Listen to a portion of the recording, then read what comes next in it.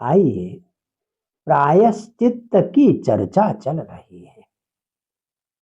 भगवान सुखदेव ने कहा था, मृत्यु के गाल में जाने से पहले हमसे जाने अनजाने में जैसा भी अपराध हुआ है, उस अपराध का प्रायश्चित्त करना चाहिए। तो इस पर राजा परीक्षित को संदेह हुआ। देखिए, अपराध का दंड हम दृष्ट और सुत दोनों दंड है। भाई सारे सरकार है, आपने चोरी की, पुलिस वाले पकड़ेंगे, न्यायालय आपको दंड देगा, कारागार में डालेगा। तो आपके किए हुए अपराध को दंड लेने के लिए दृष्ट उपाय भी है। इस संसार में भी आपके अपराध पर दंड मिलता है। और मृत्यु के बाद नरक आदि जो होते हैं वो भी है कि आप अगर इस जन्म में आपको दंड नहीं मिला तो मृत्यु के बाद भी आपको उसका दंड मिलेगा। तो जब दृष्ट श्रुताभ्यम यत् पाप्यम, यानी इसी संसार में मुझे दंड मिल सकता है, मरने के बाद भी दंड मिल सकता है, इतना सब कुछ जानते हुए भी आत्मन अहितम जानन, इससे मेरा अहित होगा ये जानते हुए भी जो पाप करता है उसका प्रायश्चित्त क्या है? कि जो जानता है कि ये काम गलत है।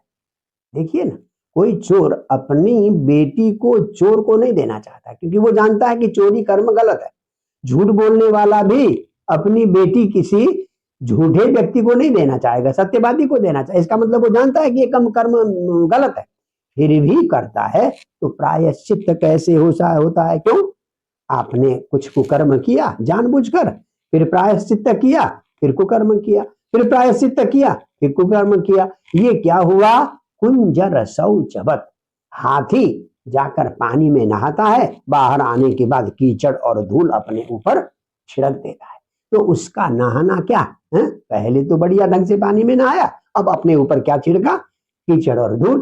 तो जैसे कुंजर शौच हस्ति स्नान है, उसी प्रकार से जो जानते हुए पाप करता है और फिर प्रायश्चित्त करता है, फिर पाप करता है, फिर प्रायश्चित्त करता है, ऐसे प्रायश्चित्त का क्या लाभ है? इसका तो कोई लाभ मुझे दिखाई नहीं दे रहा है।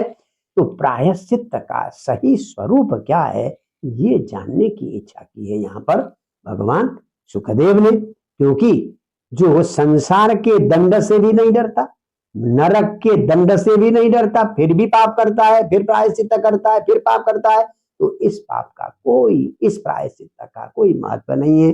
ये पक्ष परीक्षित का है। इसका उत्तर आप हम कल सुनेंगे। जय जय श्री राधे।